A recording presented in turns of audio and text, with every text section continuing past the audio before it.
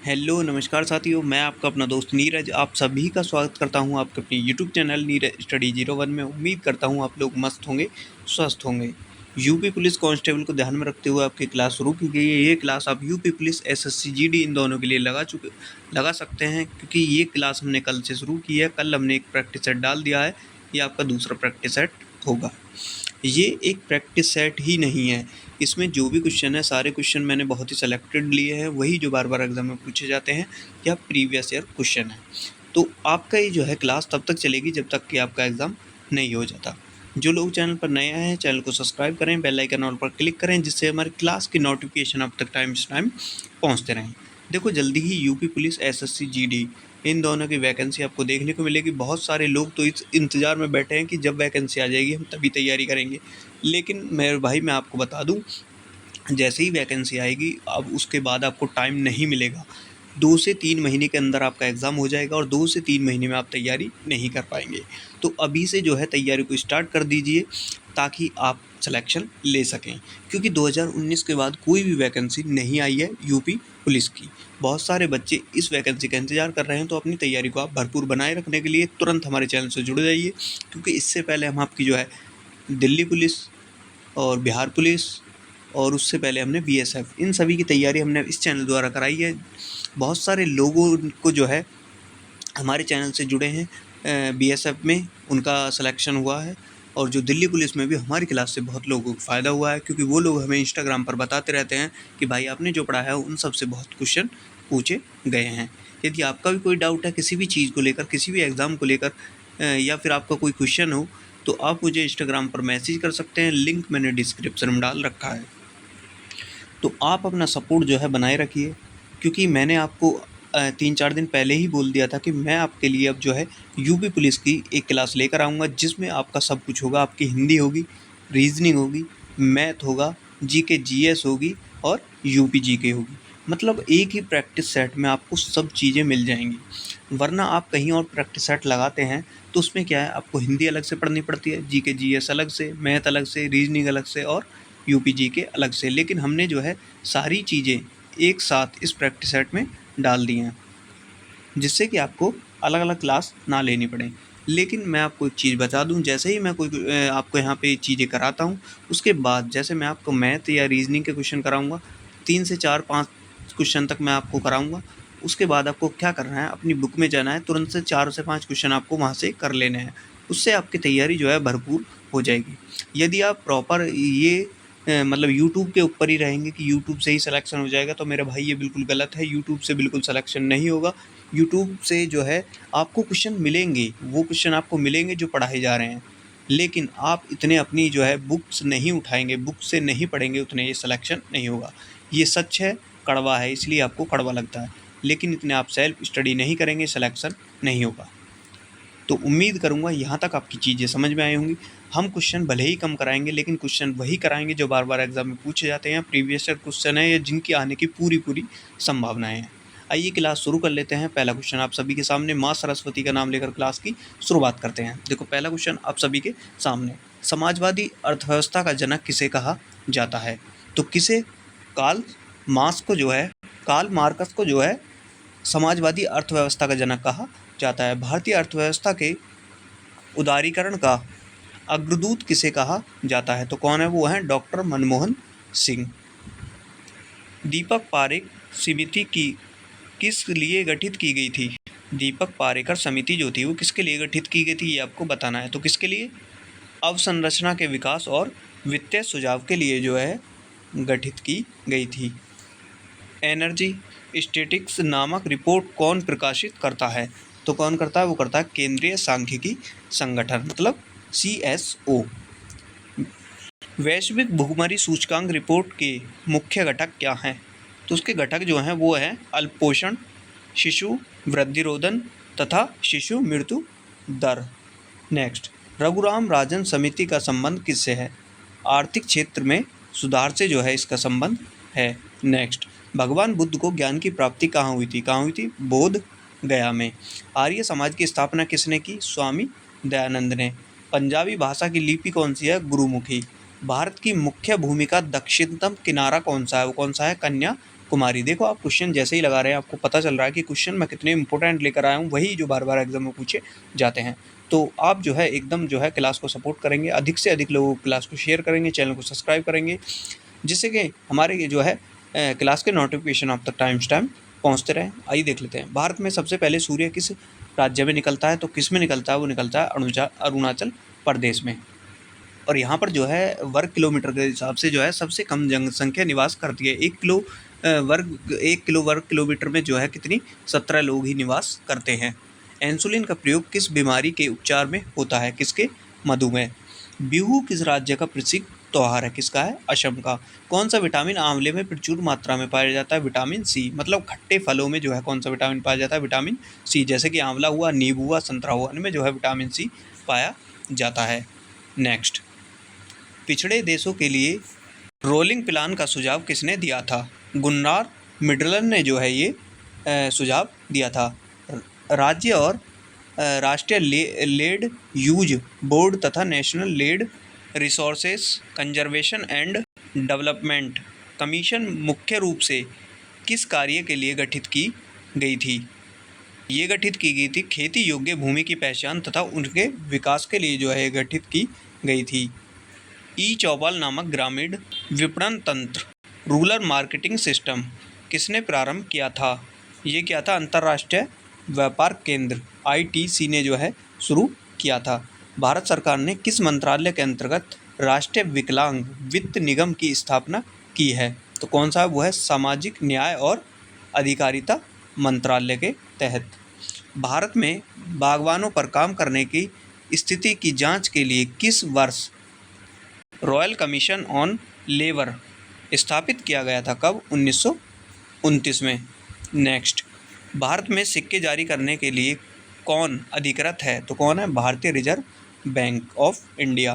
Reserve bank of India जो है इसके लिए अधिकृत है।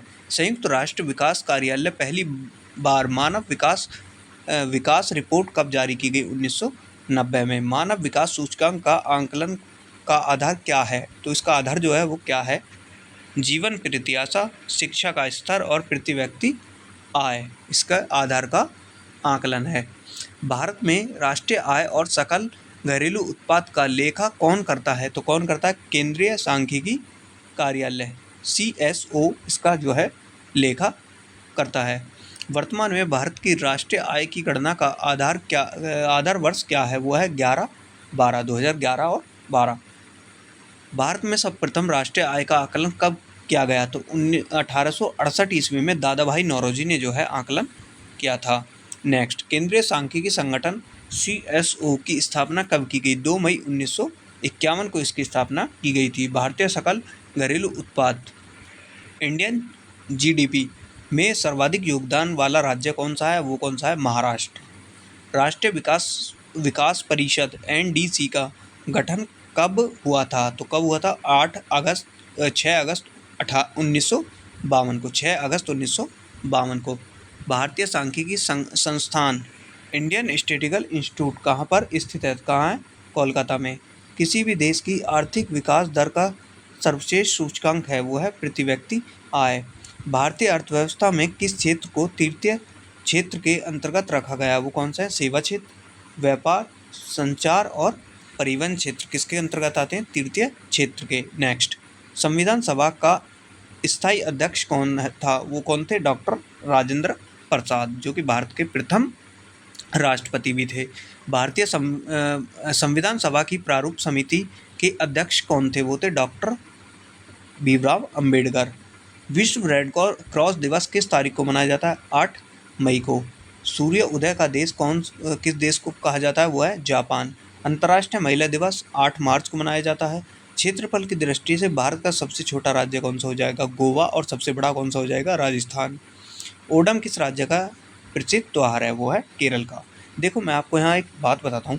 जैसे आपका आया कि दिवस, जैसे आया विश्व रेड क्रॉस दिवस कब मनाया जाता है? 8 मई को। तो कौन सा दिवस कब मनाया जाता है इसकी मैं कंप्लीट क्लास आपके लिए जो है डाल चुका हूँ। आपको जो है प्लेलिस्ट में जाना है। प्लेलिस्ट है कंप्लीट GK के नाम से, आपको वहाँ पर ये क्लास मिल जाएगी।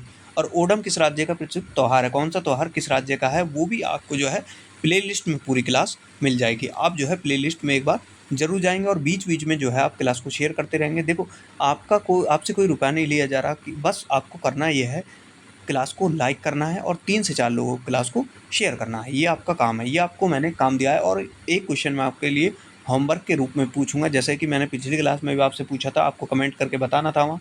तो इस बार भी मैं आपसे जो है एक क्वेश्चन पूछूंगा।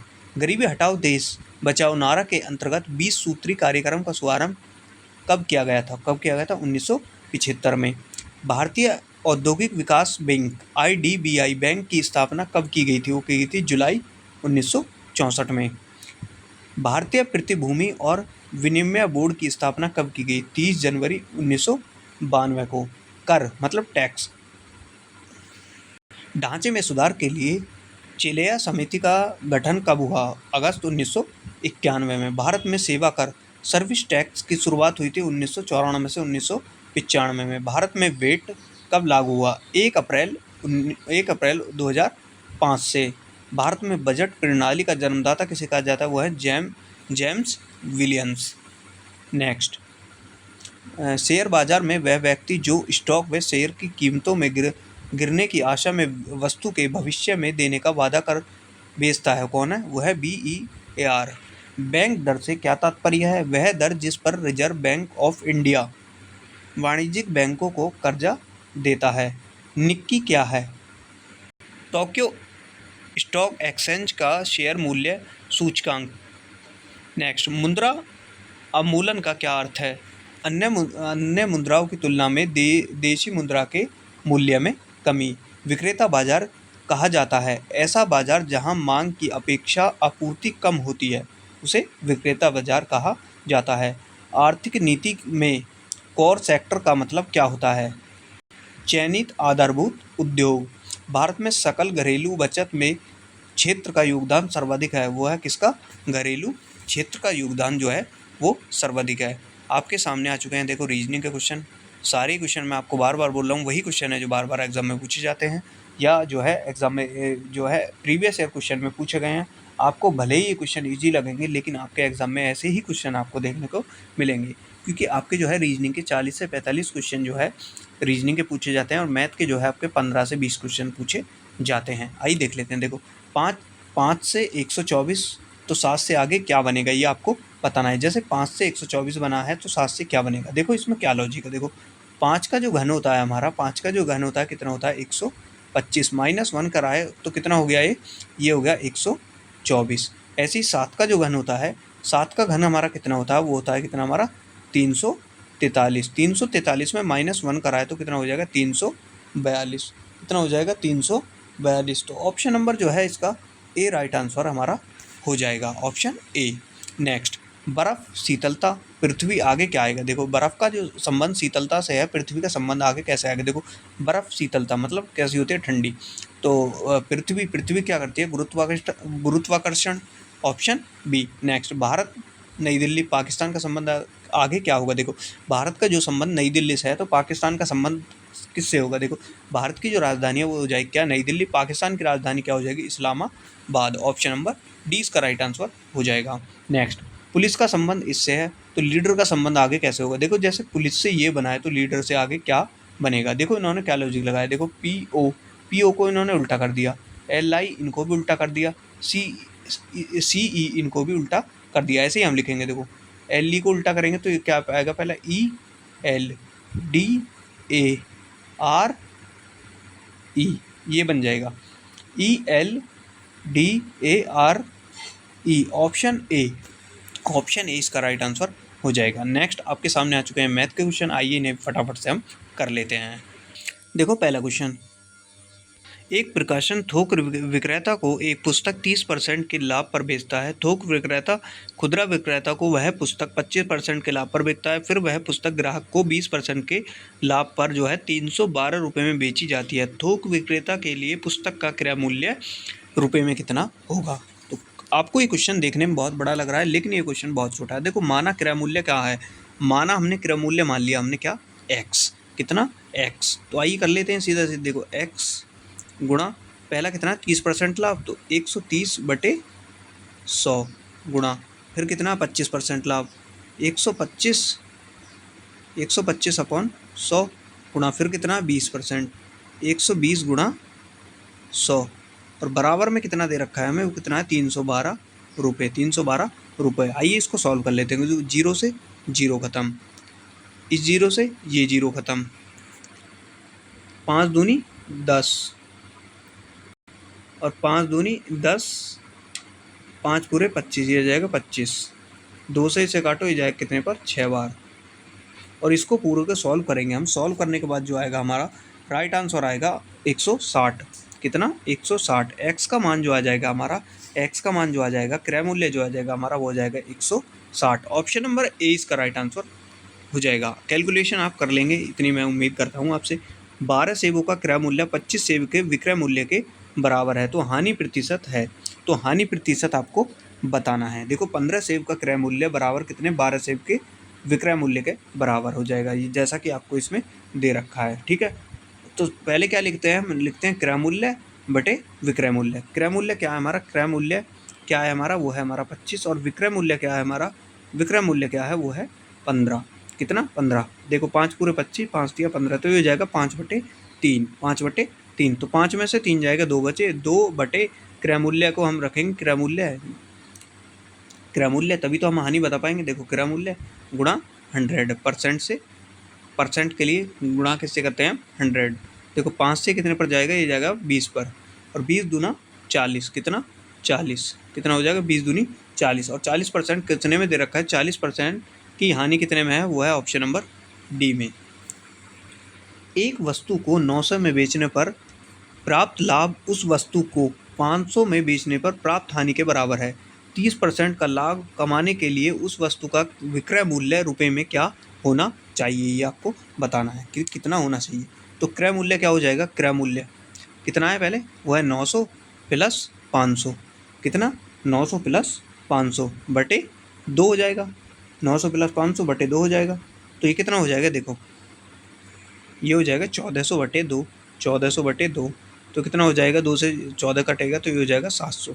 कितना हो जाएगा, ये हो जाएगा हमारा कितना 700। अब देखो यहाँ पे दे रखा है 30% के लाभ कमाने के लिए, 30% का लाभ कमाते हैं कितने पर, 700 पर। 700 गुणा कितना 130 बटे 100, ये जाएगा कितने पर 7 पर, जीरो के जीरो और 13 सत्ते 91, तो ये हो जाएगा 910। कितना 910। ऑप्शन नंबर डी इसका राइट आंसर हो जाएगा। देखो आपका कोई भी डाउट है, कोई भी क्वेश्चन आपका समझ में नहीं आता, चाहे वो मैथ का हो, रीजनिंग का हो, या फिर आपका जीके जीएस का हो, हिंदी का हो, यूपी जीके का हो, आप मुझे जो है इंस्टाग्राम पर मैसेज कर सकते हैं, लिंक मैंने डिस्क्रिप्शन में डाल रखा है।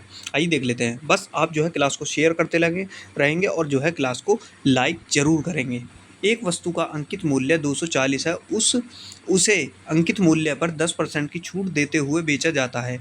यदि लाभ 8% हुआ तो वस्तु का क्रय मूल्य कितना होगा, ये आपको बताना है कि वस्तु का जो क्रय मूल्य है वो कितना होगा। आइए देख लेते हैं। देखो कितने 240, कितने 240, और कितने की छूट दे रहा है 10%, तो मतलब कितने को हो जाएगा 90। तो कितना हो जाएगा, ये हो जाएगा देखो 240 गुणा 90 बटे 100 गुणा 100, और नीचे कितने का लाभ दे रहा है, वो दे रहा है 8%, तो कितना हो जाएगा, ये हो जाएगा कितना हमारा 108। देखो 100 से 100 खत्म, देखो 4 से काटते हैं, देखो 4 दूनी 8, 2 बचे, 4 सत्ते 28, और ये हो जाएगा 4 से 60 बार। देखो काटेंगे 9 से, 9 तिया 27, और 9 से ये जाएगा 10 बार, कितना 10 बार। 3 से काटेंगे आपको, ये जाएगा कितने पर 20 पर, और 20 दाएँ 200, कितना आ जाएगा हमारा 200। 200 किस में है, ऑप्शन नंबर ए में। मैं आपको बता दूं, देखो एग्जाम में जो है आपके ऐसे ही क्वेश्चन पूछे जाएंगे, 3 से 4 क्वेश्चन मात्र जो है, 3 से 4 क्वेश्चन, 5 क्वेश्चन तक आपके हार्ड होंगे, और वो हार्ड क्वेश्चन ना आपके लिए हार्ड नहीं होंगे, वो सभी बच्चों के लिए हार्ड होंगे। बाकी आपके क्वेश्चन ऐसे ही पूछे जाएंगे जैसे मैंने चैप्टर आपके लिए कराया लाभ हानि का, तो आपको जो है मैंने 5 से 6 क्वेश्चन करा दिए, 5 से 6 क्वेश्चन आप कर लीजिए, आपका जो चैप्टर है ना वो क्लियर हो जाएगा। मेरा कहने का मकसद यही है। लेकिन जो क्वेश्चन मैं इसमें करा रहा हूँ वो क्वेश्चन वही हैं जो बार बार एग्जाम में पूछे जाते हैं, जो क्वेश्चन रिपीट होते रहते हैं, एक भी क्वेश्चन जो है एक्स्ट्रा क्वेश्चन नहीं है जिससे कि आपका टाइम वेस्ट हो। आइए देख लेते हैं। एक वस्तु को उसके अंकित मूल्य पर 30% की छूट देकर बेचा जाता है। यदि 20% का लाभ प्राप्त होता है तो वस्तु का क्रय मूल्य 840 है। तो वस्तु का अंकित मूल्य कितना होगा, ये आपको बताना है कि वस्तु का जो अंकित मूल्य है वो कितना होगा। तो क्रय मूल्य कितना है, वो कितना हमारा 840 जैसा में दे रखा है। देखो अंकित मूल्य हो जाएगा ना क्रय मूल्य, तो कितना हो जाएगा, ये हो जाएगा 840। और 20% के लाभ पर बेचने पर, 20% के लाभ पर इसको बेचते हैं। देखो 840 गुणा 20% का लाभ है ना, 20% का लाभ हो जाएगा 120/100। 0 0 0 से 0 खत्म। 84 के गुणा 12 में करेंगे तो ये आ जाएगा हमारा 1008। कितना, 1008। अब कितना है जो है हमें 30% की छूट और देनी है हमें, जैसा कि हमें क्वेश्चन में दे रखा है अंकित मूल्य पर 30% की छूट। तो आइए देख लेते हैं। देखो 108 गुणा 100 और ये हो जाएगी 30% की छूट देंगे तो कितना बचेगा 70, क्योंकि हम जो है परसेंट के लिए 100 लेते हैं ना, तो कंप्लीट 100 में से 30 जाएंगे तो कितने बचे हमारे 70। 0 से 0 खत्म। 7 से काटते हैं। देखो 7 एकम 7, 3 बचे, 7 चौक 28, 2 बचे, 7 चौक 28, तो कितना होगा 144। कितना हो जाएगा, और यहाँ कितना है हमारा 10, तो कितना हो जाएगा, ये हो जाएगा कितना हमारा 1410। तो कितने रुपए हो जाएंगे 1410, जो कि ऑप्शन नंबर ए में हमें दे रखा है। तो अंकित मूल्य कितना हो जाएगा, वो हो जाएगा 1440। कितना, 1440, option number A. Next question देखो आपके सामने आ चुके हैं हिंदी के क्वेश्चन। जैसे ही आप क्वेश्चन लगाएंगे आपको तुरंत पता चलेगा कि मैंने जो क्वेश्चन लिए हैं कितने सेलेक्टेड क्वेश्चन लिए हैं। देखो निम्नलिखित प्रश्न में 4 विकल्पों में से उस विकल्प का चयन करें जो रेखांकित शब्दों के सही अव्यय के भेद हों।